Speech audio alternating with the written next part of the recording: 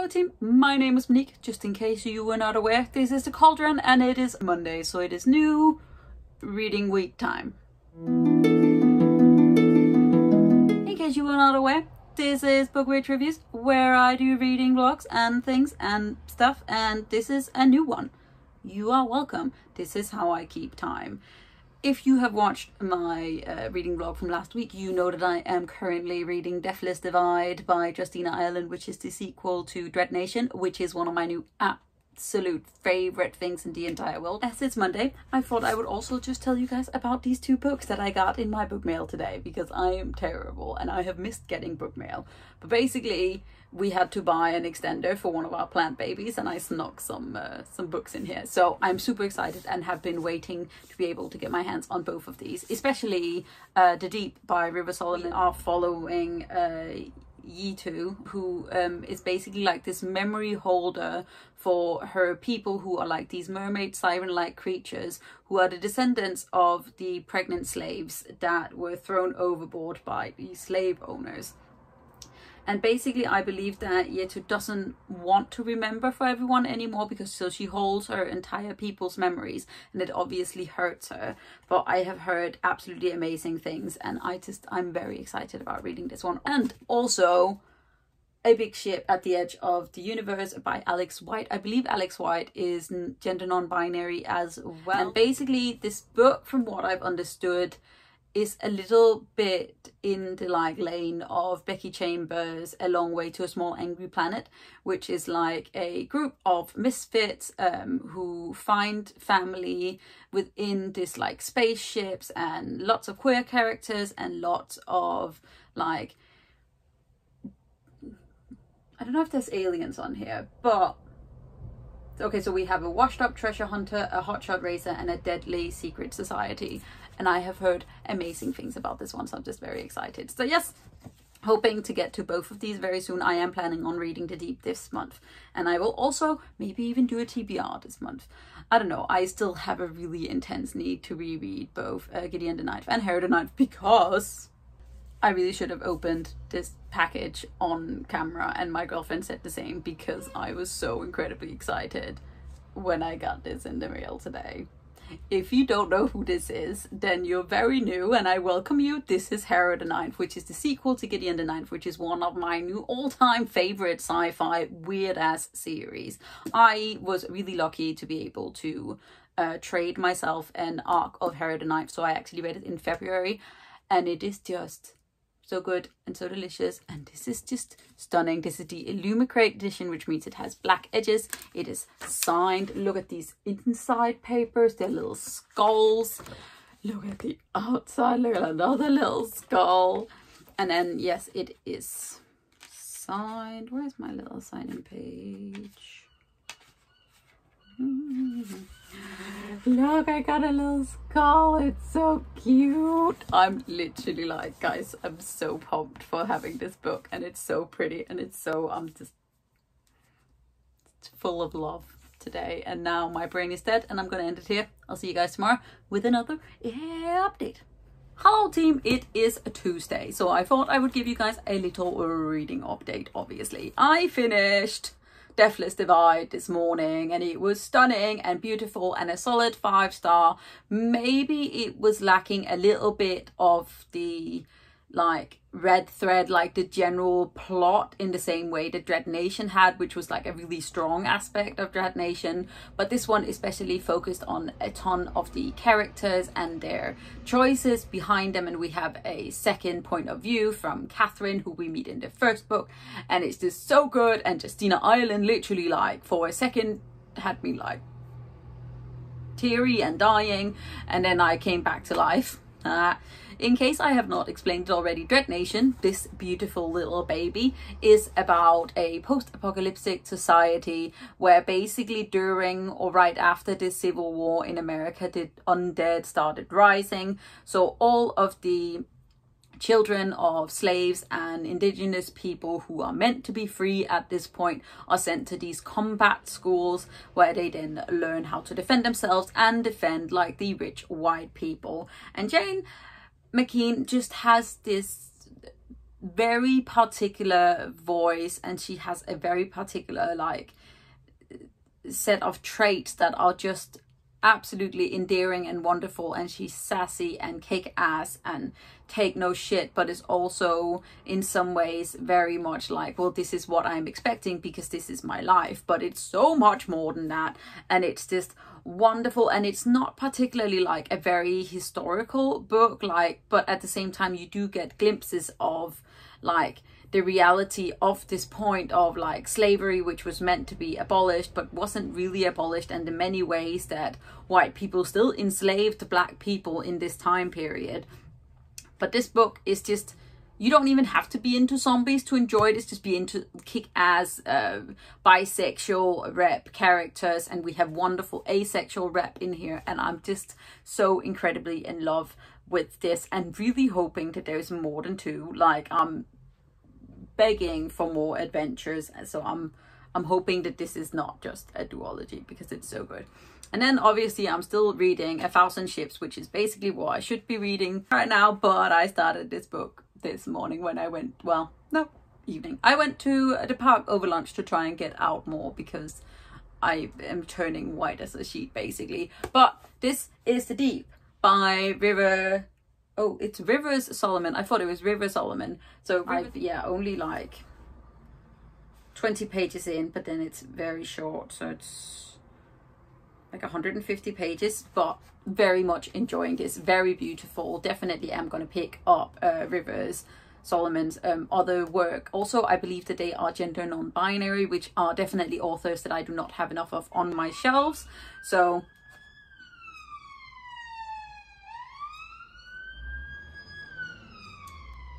yes, gender non-binary authors are ones that I am on the lookout for, and I'm very excited about reading this one. Also, can we talk about this cover? But yes, that was my very quick little reading update for today, because Tuesday, and now I am going to try and take some book photos because I really need to do that. Good morning, team. It's Wednesday and it's an actual morning update. Isn't that just exciting? I am obviously still reading The Deep, so I don't have too much of an update for you. I do really like the tone of this, and we are sort of going back and forth between our main character and her like people as a collective as they are remembering their own beginning. And it's just, it's very beautiful, and I'm doing small amounts of tapping. So today we are going on a small tapping adventure to a bookstore, obviously in a mask, because please wear your mask, people, because I am currently chopping up my post-its, and that just makes no sense. And also it takes so very long. I haven't made any progress on 1,000 Ships, even though I should be reading that. I don't, it's fine as far as I've read. It's just, I'm not super interested. So yeah, just thought I would drop that in. So see you guys either later or tomorrow. My reading vlogs are actual reading updates now. Isn't that just exciting?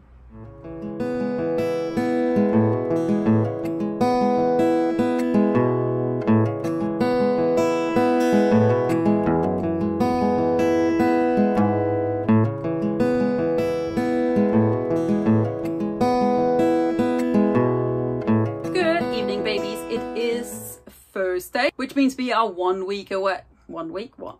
It is Thursday. We are 1 day away from weekend. I am very pumped. I finished The Deep by Rivers Solomon last night. It was stunning. It was beautiful. It was a solid 4 stars because I have a hard time connecting completely with short stories, and that wasn't actually the problem for me this time. The problem for me was that it went from being very deep dive to suddenly things were fixed, so the pacing was just a little bit off for me, but it was definitely very beautiful, very much worth a read, worth you tabbing it. I might even anecdote it in like another couple of years when you know I've gotten to that point in life. But yes, very much recommend that you pick this up. Very stunning. Then I also spent a solid amount of hours this morning reading 1,000 Ships. I believe I'm going to be able to finish it today, so that is my plan. And then weekend is going to come around, and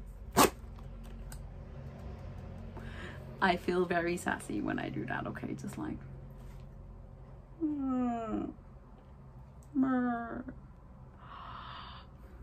yes, Princess Diaries right there for y'all. Anyway, Hello team, it's Friday. Thank God, because my brain does not work anymore and I need it to work for working. So, you know, that life. I finished 1,000 Ships by Natalie Haynes last night and it was fine. Okay, so if I haven't explained already, so 1,000 Ships is a retelling, reimagining of the fall of Troy, but from the women's perspective. And Natalie Haynes has decided that the way to narrate this book is by having Calliope, who is the muse of all muses, to be like the main narrator, and it's almost like she is inspiring a poet who is then writing the story of these women as the fall of Troy happens. We are following, like, I think there's like more than 10, 11, maybe I should count it, like POVs in this book. They're all very short. It's almost like several short stories connected in a book, but the overall plot of the book is a bit messy, I think. I don't think it's very well put together. There's no thread that runs through all of it other than the fact that it's the fall of Troy. I'm a little bit like, this is a topic that fascinates me intensely, which is why I keep saying I want to read more of it. I like Greek mythology. I was a Greek mythology nerd. I know a lot about Greek gods, and the good parts of 1,000 Ships, the reason why it's ended up being like 2.5 stars, so it's a solidly average book, is because there are a couple of these points of view that I have never thought of hearing from before. So there is we sort of get like this behind the scene of how Troy might have happened. We even have a point of view from Gaia, who is the earth, which I did find really interesting, and it is beautiful writing. It's just not very, it's not like a story that I would be like, oh yeah, the plot is super good, because there's not really a plot. It's just a lot of different characters saying how they suffered from the fall of Troy. So yes, finished that, gonna write some reviews for that, and then I am meant to read some more reviews, but I don't want to. So in case you hadn't noticed, it's fucking boiling in England right now. Hello, global warming. Thank you very much for that. It's Saturday. I am going downstairs to do my little volunteer shift in a moment, but I had to do some errands today, so I have been on the bus for the first time since March. Is it March? I don't know how long we've been in lockdown now. I'm just very much used to just being in my house.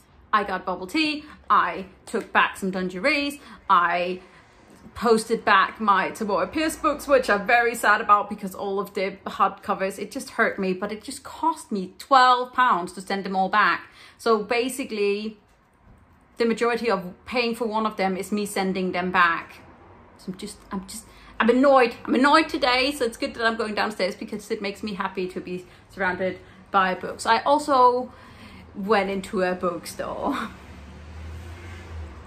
and I bought some books.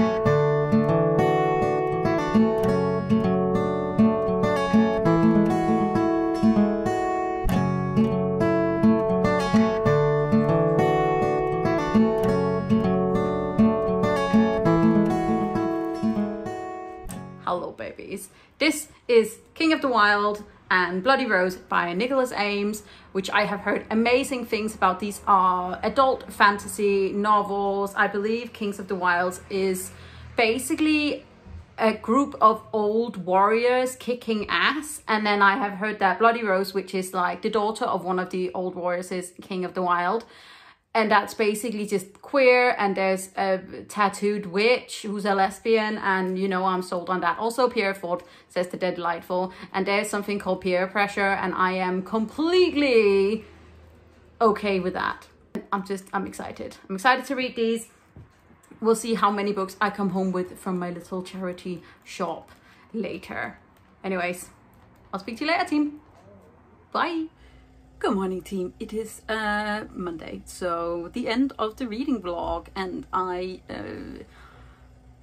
went for a swim yesterday. We spent a little bit of time on the beach, obviously trying to stay away from other people because I don't like people anymore.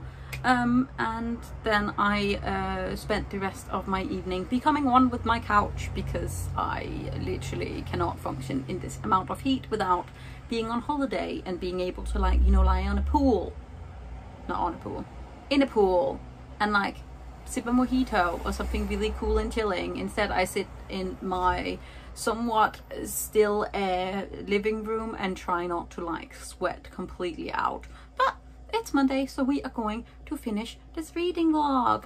Hooray! There will be my surprise little thing up as well sometime this week, hopefully, once I finish it. But I thought I would just really quickly go over the little books that I obviously got from my stint in the charity shop downstairs, because we can't go down without buying stuff. So the first one is Circe by Madeleine Muir. So I got both of her books downstairs. Delightful. This is a fiction retelling of the story of Circe from Greek mythology. Circe is a sorceress in the Odyssey who turned men into pigs. And I adore this deep dive, very character driven story. It is a very intense. The plot is somewhat a little bit all over the place, but it is, I think, a beautiful book. And it's just also not just beautiful on the inside, also beautiful on the outside. I do also want it in hard copy, but this was just too good to leave downstairs because I must have. And then we are continuing my Greek mythology kit. This is classic mythology dictionary, basically, where you can look up the different gods. I like having stuff like this. I haven't had it in a really long time, so, you know, finding it really cheaply downstairs and filling my house with books is my main goal in life. And then I found The Wizards of Once by Cressida Cowell. Cressida Cowell wrote How to Train Your Dragon, which is a series, a middle grade series about a boy named Hiccup who trains his dragon. It is wonderful. It is the basis of the DreamWorks movies, which are some of my favorite of all time. I have read part of the series. I'm not loving it as much as I love the movies, but I think that's because they are very much aimed at a middle grade audience, and I am obviously not of middle grade age anymore. But I have heard Gavin from How to Train Your Dragon talk a lot about this book, and also I just love a good little crow. I believe, yeah, we are following a young wizard boy and a young warrior girl, and they are apparently enemies, but because they are fighting, they're not noticing that another sort of evil is coming into the world. And I wanted to pick it up because I believe that there is a new Believathon around the corner somewhere, so I'm going to hopefully read this. So yeah, that's my little stack. That is my week. I haven't done a whole lot of exciting stuff. Obviously, I've been into a few bookstores again, which is very delightful. But other than that, I hope you are having a blessed week. Hope that you are keeping yourself cool in this heat, and I hope that you are taking care of yourself. If you did like this, please hit the thumbs up button, hit that subscribe button at the same time so you don't miss out on any other videos from me. You can also click the little bell at the end. It'll give you a notification when I put up a new video, which I try to do quite regularly, either every 2 days or every 3 days. And then I will see you guys soon with another video. Take care of yourself. I am proud of you. You are doing great. Goodbye.